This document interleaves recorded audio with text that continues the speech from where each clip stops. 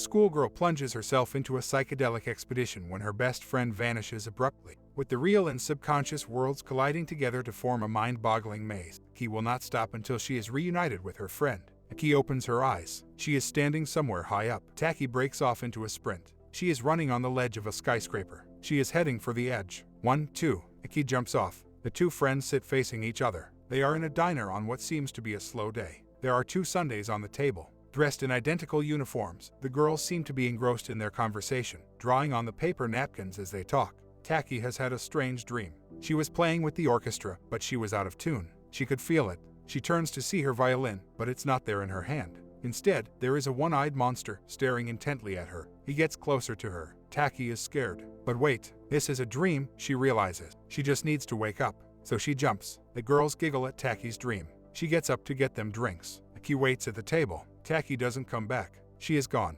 Tacky has been sending endless messages to her friend. None of them have been read. She is concerned. Her best friend just went to get them drinks and vanished into thin air. They had become close to each other. Misfits at school, they had found solace in each other's company. Tacky ponders over their similarities. They were in the same class, had the same subjects, and even took the same route while going home. Running down corridors and playing silly games, the 2 girls were inseparable. But now, one of them wasn't there. Tacky finds herself in a strange state. On one hand, she finds the world overwhelming. The maddening cityscape seems to be overpowering her senses. But on the other hand, she cannot move on. Tacky was almost an extension of herself. She cannot comprehend existence without her. But there is a strange twist to it all. On the bus from school, Tacky overhears a conversation. It is about the one-eyed monster. Other people have been dreaming about it too. The problem is widespread. But how are multiple people having the same dream? Tacky hears others talk about it and sees illustrations of the eye that people are putting up.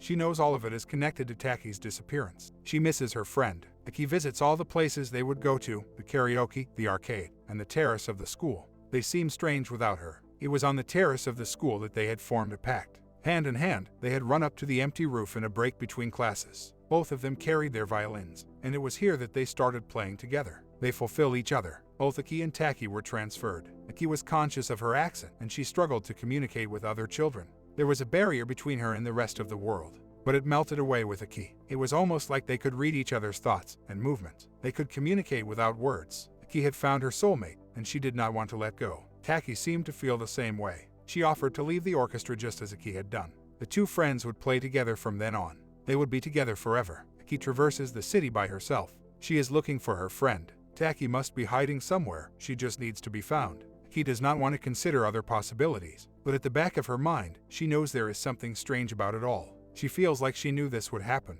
When she saw Tacky laughing, running, and enjoying life in all its glory, she knew it wouldn't last. In fact, she saw it. She dreamt of Tacky's disappearance. The only difference is that in the dream, Tacky had not just disappeared. She was eaten by the one-eyed monster. Tacky saw it. She saw Tacky stumbling through a deserted corridor lit with dim red lights. Blood leaks from where her heart is supposed to be. And then there were girls, a number of them. They sat along a large table, each eating what looked like a heart, Tacky's heart. Tacky is scared. She knows that was just a dream, but she is uneasy about it. She has to find her friend before it's too late. Flitting through the city, amidst the dizzying lights and sounds and 100 different billboards staring down at her, Tacky begins to lose herself. She is miserable and lonely. Walking around the city like an abandoned raft in the sea, she sometimes loses herself in her memories. Memories of Tacky, like the 2 of them playing violin on a lazy summer afternoon on the deserted terrace. The blissful romantic tune comes from Tacky's instrument, filling the air around them. She keeps escaping to the slow-motioned world of her memories. The fast-paced city around her seems foreign.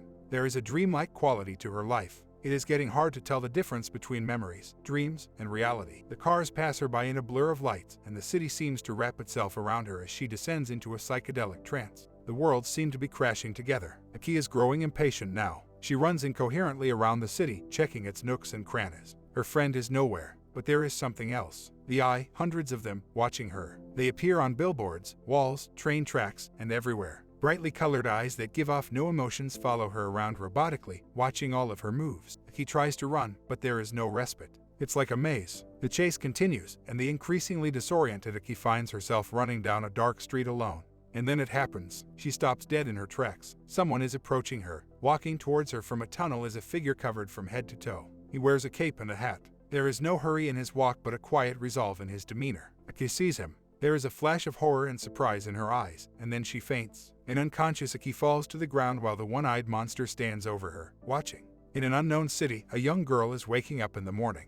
There is a cat next to her. The room is decrepit, with the door having a hole in it. The cat slips in and out through it. The girl is seemingly normal. The only difference is that there is a mask that hangs on her face. It is a picture of a smiling girl, covering her face all the time. It is effective in masking her emotions from the world. As she sits down for her breakfast, the one-eyed monster is in the kitchen. In this world, they seem to cohabit. Her breakfast is a single red apple. As she puts on her uniform before leaving, the monster is clearly taken with her beauty. The girl commutes through the city by herself. His emotions are hidden behind the mask. Throughout the day, the eyes follow her, on the roads, inside trains, everywhere. She is aware of this. She knows the one-eyed beings standing next to her at the traffic light are gazing at her, so are the ones sitting next to her. At school, she finds a group of these beings watching as schoolgirls are trained to dance provocatively for them. The ogling continues on the streets outside shop windows that have girls showing off their move. The city emblem of an apple surrounded by a snake stares down at all of it. Back at home, the monster catches the girl playing a video game.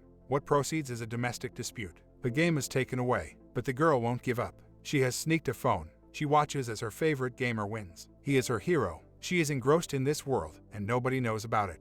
The next day, she takes on the same grind, the incessant scrutiny, the dance to entertain these monsters. She feels drained, and then something flips in her. One morning, she wakes up and goes for her breakfast. As the monster deals with the cat in the kitchen, she manages to escape, leaving the apple behind. Out on the streets by herself, she attracts a lot of attention. The lack of a uniform does not help either. The strange creatures eye her from afar, and then there is a flash in the night sky. A flying ship appears out of nowhere. Everyone stops to look. The doors at the bottom open up to show the monster the girl has escaped this morning. He has come to take her back. As he descends to the ground, the ship emits a strong glow. The light is blinding, but the monster does not come down to the ground. Instead, he floats midair, an apple and her uniform in each hand. He has brought his tools of control. A beam of light shoots in the direction of the girl. Caught in its force, she levitates up to her captor. Before she knows it, there are shackles on her limbs and neck, and she has slipped into the uniform. The monster draws her closer. He is about to put the apple in her mouth. He will undo all of her mischiefs. And that is when the lightning strikes. It's her hero. The man who has won so many of the games has finally come to her rescue using his own skills. Lightning bolts shoot out of his ship, throwing the monsters in a disarray. There are explosions all around. The one-eyed beings run for their lives. The attacker is coming for them. But there is more to their problems. The girl is now equipped with a baton and is baying for their blood. As her dual attack increases in intensity, the monsters are clearly on the back foot. The oppressors are now being chased. The girl goes after her captor. As the being escapes from one world to the other, the fundamental setup of the world keeps changing, but the chase does not end. She will not give up until she is done with him. The color schemes and architectures change rapidly as the monster escapes from one portal to the other, the surroundings getting more futuristic with each jump. But he cannot run too far. The prey has turned into the predator, and when she finally gets the monster in the range of her weapon, the girl does not falter. Shot lethally, the monster takes its last breath unceremoniously, taking down the entire universe where this world was set.